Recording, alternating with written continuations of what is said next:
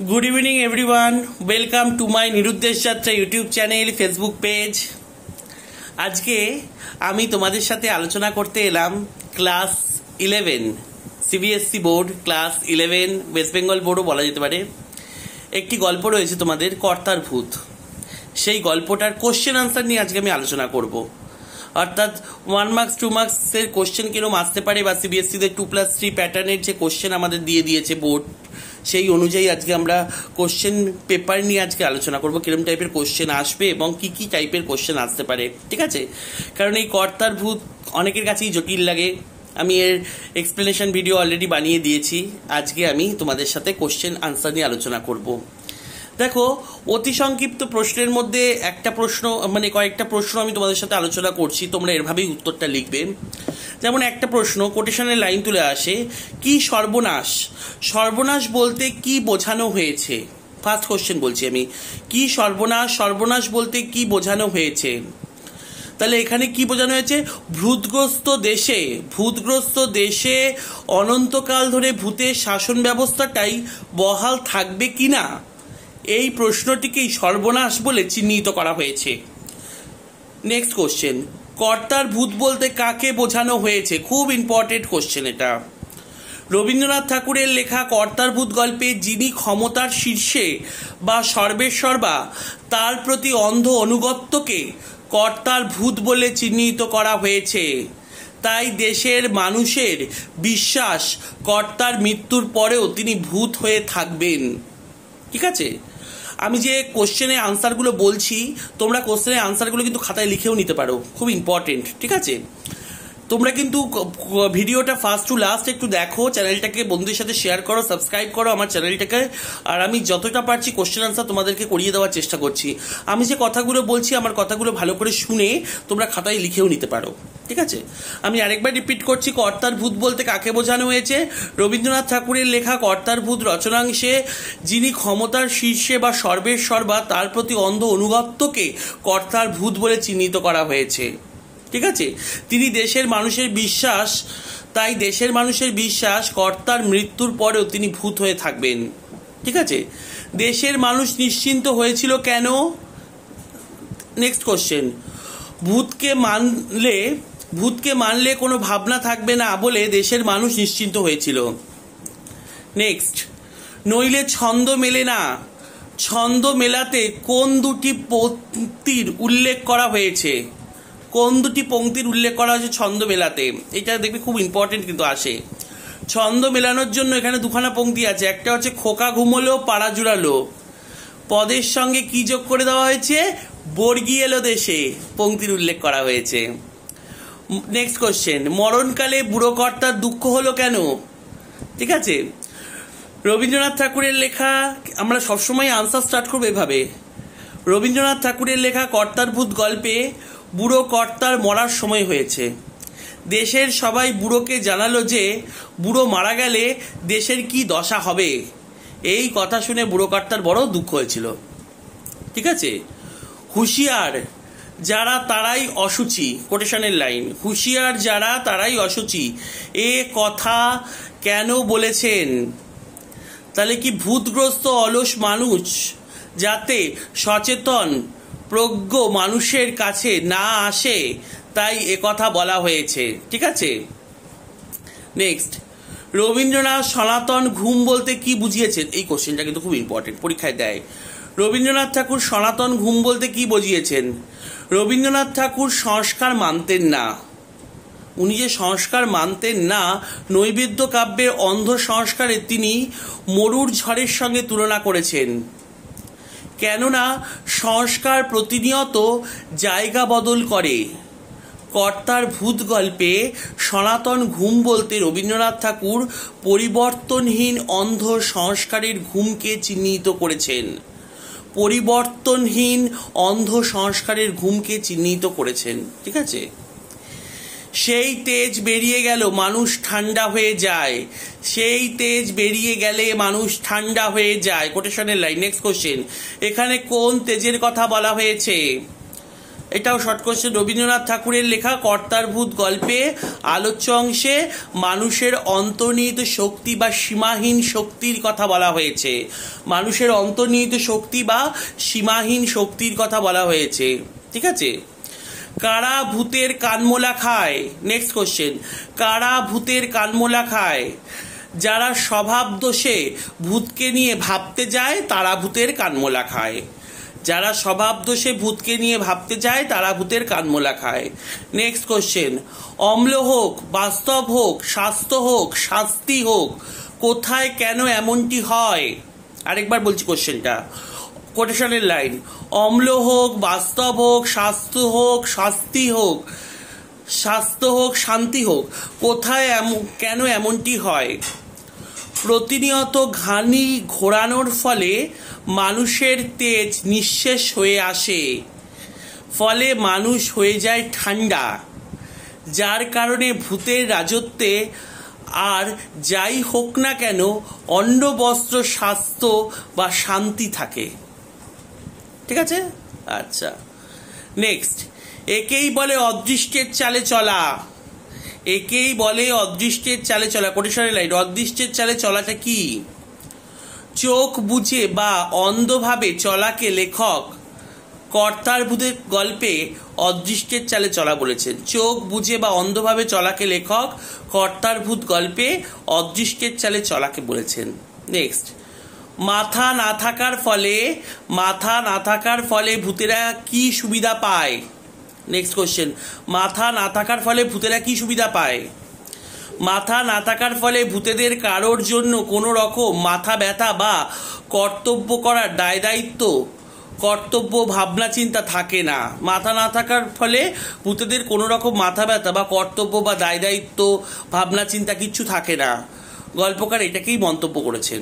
ঠিক আছে। নেক্সট, এ প্রশ্নকে ঠেকানো যায় না। এ প্রশ্নকে ঠেকানো যায় না। কোটেশনের লাইন, প্রশ্নটি কি?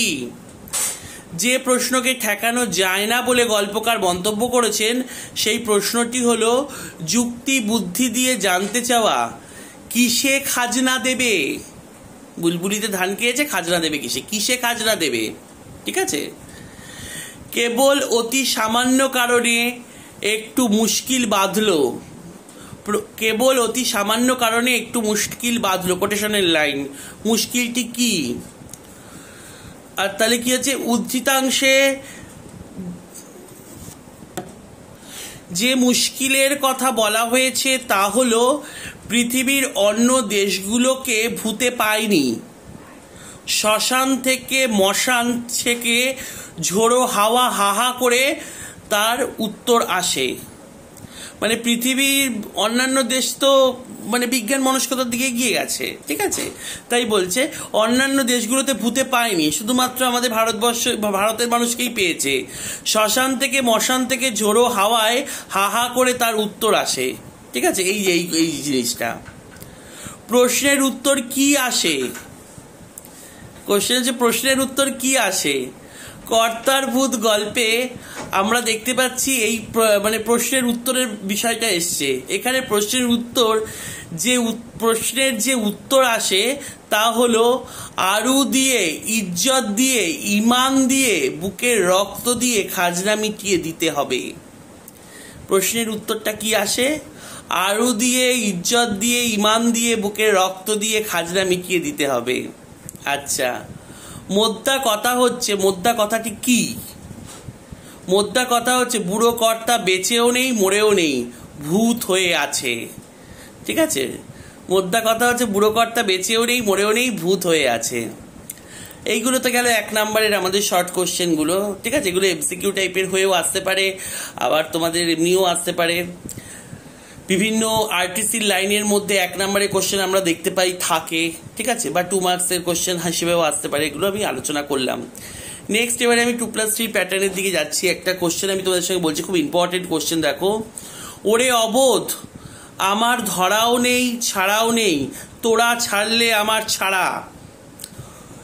কি কোটেশনের লাইনটা? ওরে অবোধ, আমার ধরাও নেই ছাড়াও নেই, তোরা ছাড়লে আমার ছাড়া। এখানে কে কাদের অবোধ বলেছেন?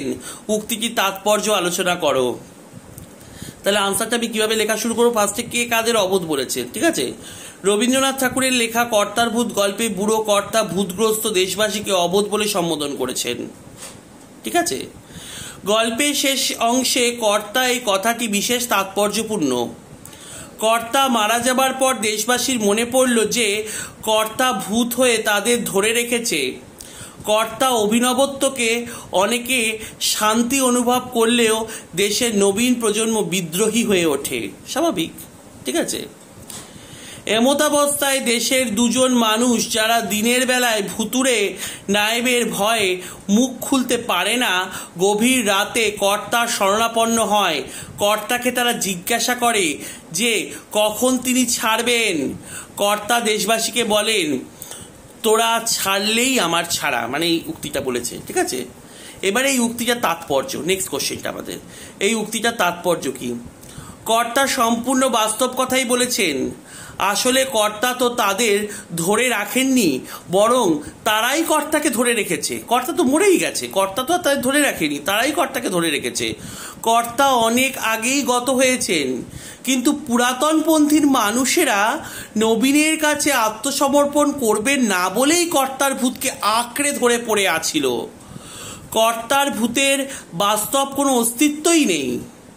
জ্ঞান বিমুখ ধর্মভীরু মানুষের মনেই তার আধিপত্য।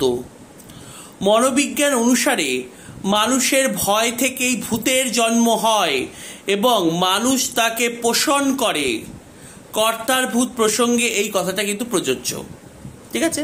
এই কোশ্চেনটা নিয়ে আমি তোমাদের সঙ্গে আলোচনা, কোশ্চেনটা খুব ইম্পর্টেন্ট বলে আলোচনা করলাম। তোমরা লিখে নিতে পারো, আমার কথাগুলো শুনে শুনে খাতায় লিখেও নিতে পারো। আচ্ছা, তারা ভয়ঙ্কর সজাগ আছে। কাদের ভয়ঙ্কর সজাগ থাকার কথা বলা হয়েছে? তারা এমন ভয়ঙ্কর সজাগ কেন? আরেকটা কোশ্চেন 2+3 প্যাটার্নের। তারা ভয়ঙ্কর সজাগ আছে। কাদের ভয়ঙ্কর সজাগ থাকার কথা বলা হয়েছে? তারা এমন ভয়ঙ্কর সজাগ কেন? এই লাইনটা কিন্তু আন্ডারলাইন করে রাখবে বইতে। তারা ভয়ঙ্কর সজাগ আছে, কোটেশনের লাইন, ঠিক আছে? আনসারটা বলে দিচ্ছি। ফার্স্ট কোশ্চেনটা কি? কাদের ভয়ঙ্কর সজাগ থাকার কথা বলা হয়েছে, ঠিক আছে? পৃথিবীর অন্য দেশগুলিতে ভয়ঙ্কর সজাগ থাকার কথা বলা হয়েছে। পৃথিবীর অন্য দেশগুলি ভূতগ্রস্ত নয়, কাজেই সেখানে জেলের কর্তার ভূতের নায়েব নয়। সেখানে ঘানি ঘোরে, তা থেকে তেল বেরোয়, সে তেল বুকের রক্ত পিষে বেরোনো না। ভূতের খপ্পরে ঢেলে দেওয়ার জন্য নিংড়ানো হয় না। ঘানি চালিয়ে তৈলবীজ থেকে তৈরি তেল দেশের ভবিষ্যতে রথের চাকা ঘোরানোর জন্য সচল রাখবার জন্য ব্যবহার করা হয়। তাই তাদেরকে সজাগ থাকার কথা বলা হয়েছে, বোঝা গেছে? নেক্সট, তারা এমন ভয়ঙ্কর সজাগ কেন? সেখানকার মানুষ এদেশের ভূতগ্রস্ত মানুষের মতো নিষ্কর্মা, চেতনাহীন ও সজাগহীন নিশ্চেষ্ট নয়। তারা খুবই সচেতন, খুবই সজাগ। তারা সচেতন ও সজাগ বলেই পরাধীন ভূতগ্রস্ততা তাদের গ্রাস করতে পারেনি। তাদের অন্ন হোক বস্ত্র হোক ঘাটতি নেই। শাসকের দয়া ও করুণার ওপর তা নির্ভর করে না। সেখানে ভূতের বাড়াবাড়ি তথা শাসকের আধিপত্য বাড়লেও মানুষ অস্থির হয়ে ওঠে, ভূত ছাড়ানোর ওঝার খোঁজাখুঁজি শুরু করে। এমনই সজাগ ও সচেতন, কিন্তু অমন ঘটনা সেখানে ঘটে না, যেহেতু তারা ভয়ঙ্কর সজাগ। বোঝা গেছে? আরেকটা কোশ্চেন নিয়ে আমি একটু আলোচনা করছি, একটু শুনে নাও ভালো করে। নেক্সট কোশ্চেন যেটা হচ্ছে গিয়ে, কেননা ভবিষ্যৎকে মানলেই তার জন্য যত ভাবনা, ভূতকে মানলে কোনো ভাবনা নেই। এই কোশ্চেনটা, কেননা ভবিষ্যৎকে মানলেই তার জন্য যত ভাবনা, ভূতকে মানলে কোনো ভাবনা নেই। কোন প্রসঙ্গে এই কথাটি বলা হয়েছে? ভূতকে মানলে ভাবনা নেই কেন? উদ্ধৃত অংশটির অন্তর্নিহিত তাৎপর্য ব্যাখ্যা করো, ঠিক আছে? ফার্স্ট কোশ্চেনের আনসারটা আমি বলে দিচ্ছি, দেখো। রবীন্দ্রনাথ ঠাকুরের লেখা কর্তার ভূত গল্প থেকে উদ্ধৃত অংশটি নেওয়া হয়েছে। বুড়ো কর্তা যখন মরণাপন্ন হলো, তখন দেশের সবাই বলে উঠেছিল, তুমি গেলে আমাদের কি দশা হবে? কোটেশনের লাইন। কর্তাও মনে মনে ভেবেছিল যে তার মৃত্যুর পর দেশবাসীর অভিভাবক কে হবে। শেষ পর্যন্ত দেবতার দয়ায় একটা উপায় হয়েছিল।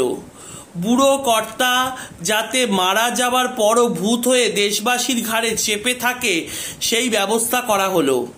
দেশবাসীও নিশ্চিন্ত হলো। এই প্রসঙ্গেই কিন্তু এই কথাটা বলা হয়েছে, কেননা ভবিষ্যৎকে মানলেই তার জন্য যত ভাবনা, ভূতকে মানলে কোনো ভাবনা নেই। ঠিক আছে, আচ্ছা, ভূতকে মানলে ভাবনা নেই কেন, আর উক্তিটির তাৎপর্য। ঠিক আছে, ভূতকে মানলে ভাবনা নেই কেন? বুড়ো কর্তা মারা গেল, তাদের ভবিষ্যৎ কি হবে সেটাই দেশের লোকের বড় চিন্তা হয়ে ওঠে। আসলে এই দেশবাসী ভীতু, রক্ষণশীল এবং আত্মমর্যাদাহীন। নতুন কিছুকে গ্রহণ করার সাহস এবং ক্ষমতা তাদের নেই। লেখক বলেছেন, ভবিষ্যৎকে মানলেই তার জন্য যত ভাবনা, ভূতকে মানলে কোনো ভাবনাই নেই। কারণ ভূতকে মানলে স্বাভাবিকভাবেই সব ভাবনা ভূতের মাথায় চাপবে, কিন্তু ভূতের মাথা নেই, তাই কারোর মাথা ব্যথাও নেই। ঠিক আছে, আর মুক্তির অন্তর্নিহিত অর্থ একদম ছোট জিনিস। আসলে ভূত হলো অজ্ঞতা, ভবিষ্যৎ হলো জ্ঞান। আসলে ভূত হলো কি? অজ্ঞতা, ভবিষ্যৎ হলো জ্ঞান। ভবিষ্যৎকে মানতে হলে অন্ধবিশ্বাস, অজ্ঞতা ও রক্ষণশীলতাকে বিসর্জন দিয়ে নতুন করে সবকিছু ভাবতে হবে। কিন্তু দেশবাসী এই পরিবর্তন চায় না, তাই লেখক এই কথাটি বলেছেন। বোঝা গেছে? আরেকটা ইম্পর্টেন্ট আরটিসির কোশ্চেন। কর্তা বলেন, সেখানেই তো ভূত। কোন প্রসঙ্গে কর্তা এ কথা বলেছেন? কথাটির তাৎপর্য বিশ্লেষণ করো। ঠিক আছে, আনসারটি কি হবে? কোন প্রসঙ্গে বলেছেন? কর্তা বলেন সেখানেই তো ভূত। কোন প্রসঙ্গে বলেছেন? রবীন্দ্রনাথ ঠাকুরের কর্তার ভূত গল্পের একেবারে শেষে কর্তা এই উক্তিটা করেছেন। কর্তা মারা যাবার পর ভূত হয়ে দেশবাসীর ঘাড়ে চেপেছিল। এরকম অবস্থায় দেশের 2-1 মানুষ যারা দিনের বেলায় ভুতুরে নায়েবের ভয়ে মুখ খুলতে পারে না, গভীর রাতে কর্তার শরণাপন্ন হয়। কর্তাকে তারা জিজ্ঞাসা করে যে কখন তিনি ছাড়বেন। কর্তা বলেন যে তিনি তো তাদের ধরে রাখেননি, তারা ছাড়লেই কর্তার ছাড়া। এ কথা শুনে তারা বলেন ভয় করে যে কর্তা। এরপরই কর্তা বলেন এখানেই তো ভূত। ঠিক আছে, আর এই কথাটার অন্তর্নিহিত তাৎপর্য বিশ্লেষণ আমি বলে দিচ্ছি। কর্তার এই কথাটির বিশেষভাবে তাৎপর্যপূর্ণ। কি? কর্তা মারা যাবার পর দেশবাসী মনে করল যে কর্তা ভূত হয়ে তাদের ধরে রেখেছে। কর্তার অভিভাবকত্বে অনেক শান্তি অনুভব করলেও দেশের নবীন প্রজন্ম বিদ্রোহী হয়ে ওঠে। অনেকের মনে এই প্রশ্ন জাগলো যে ভূতের হাত থেকে কিভাবে মুক্তি পাওয়া যাবে। কিন্তু আসল সত্যটা হলো এই যে কর্তা তাদের ধরে রাখেননি, বরং তারাই কর্তাকে ধরে রেখেছে। এমনকি যখন কর্তা দেশবাসীকে অভয় দিয়ে বলেন তোরা ছাড়লেই আমার ছাড়া, তখন ধর্মভীরু দেশবাসী সেটা পেরে ওঠে না, মানে কর্তাকে ছাড়তে পারে না ধর্মভীরু দেশবাসী। তখন ধর্মভীরু দেশবাসী সেটা পেরে ওঠে না। আসল কথা হলো কর্তার ভূতের বাস্তব কোনো অস্তিত্ব নেই। সত্যিই তো, কর্তার ভূতের বাস্তব কোনো অস্তিত্ব নেই। মানুষের ভয় থেকেই ভূতের জন্ম হয়, আর মানুষেই তাকে পোষণ করে। বোঝা গেছে? আরেকটা বিষয় একটু বলে রাখি, আরটিসি টাইপের আসতে পারে, যেমন হচ্ছে কর্তার ভূত গল্পে আমরা একটা কোশ্চেন আছে খুব ইম্পর্টেন্ট, যেটা হচ্ছে ভুতুড়ে জেলখানার পরিচয়। এটা কিন্তু একটা অন্তর্নিহিত অর্থ আছে, আর বাইরের দিকেও আমি একটু আলোচনা করেছি ভুতুড়ে জেলখানাটা। ঠিক আছে, এটা কিন্তু পরীক্ষা অনেক সময় দেয়। ঠিক আছে, অর্থাৎ রবীন্দ্রনাথ ঠাকুরের লেখা লিপিকা গ্রন্থ থেকে কিন্তু কর্তার ভূত গল্পটা নেওয়া হয়েছে। এটি একটি রূপক ধর্মী, একে আমি কি বলেছিলাম, কথিকা। ঠিক আছে, রূপকের আড়ালে লেখক সমকালীন ভারতবর্ষের অন্তঃশ্বাস শূন্য ধর্মতন্ত্র শাসিত সমাজ ব্যবস্থার আলোচনা করেছেন। এই গল্পে ভারতবর্ষকে ভুতুড়ে জেলখানা এবং দেশবাসীকে কয়েদি হিসেবে উপস্থাপন করা হয়েছে। এই গল্পের মধ্যে আমরা কিন্তু দেখতে পাচ্ছি ভারতবর্ষকে চিহ্নিত করা হচ্ছে ভুতুড়ে জেলখানা হিসেবে, আর ভারতবাসীকে চিহ্নিত করা হচ্ছে কয়েদি হিসেবে। জেলখানা বলতে যা বুঝি সেটা চারিদিকে দেওয়াল দিয়ে ঘেরা থাকে। এই গল্পের ভুতুড়ে জেলখানাটির প্রাচীর অবশ্যই আছে, কিন্তু সেই প্রাচীর কারো চোখে ধরা পড়ে না। ভূতের শাসন থেকে মুক্তি পাওয়ার জন্য অনেকেই জেলখানার দেওয়ালে গর্ত করার কথা ভাবে, কিন্তু চোখে দেখা যায় না বলে সেই প্রাচীর কেউ ফুটো করতে পারে না।